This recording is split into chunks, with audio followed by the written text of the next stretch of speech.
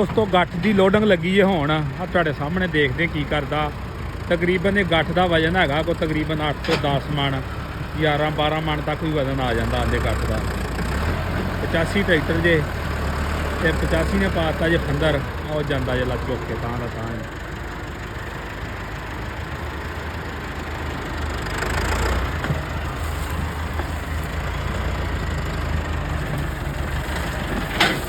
ਆਏ ਆਏ ਹਾਂ ਭਾਈ, ਥੱਲੇ ਖੇੜਾਂ ਵੀ ਬੜੀਆਂ ਬੜੀਆਂ ਵੱਡੀਆਂ ਵਾ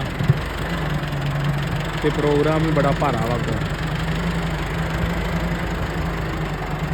ਇਹ ਹੁਣ ਜਾ ਕੇ ਉਹ ਟਰਾਲੀ ਦੇ ਉੱਤੇ ਲੱਦੇਗਾ, ਇਸੇ ਤਰ੍ਹਾਂ ਹੀ ਲੋਡ ਕਰੇਗਾ। ਲੋਡ ਕਰਕੇ ਫਿਰ ਇੱਥੋਂ ਟਰਾਲੀ ਬਾਹਰ ਕੱਢਣਗੇ।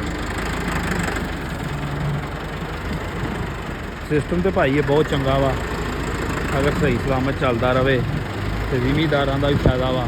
ਤੇ ਦੂਜਾ ਜਿਹੜਾ ਸਮੋਕ ਤੇ ਉੱਤੇ ਵੀ ਕੰਟਰੋਲ ਹੋ ਸਕਦਾ ਵਾ।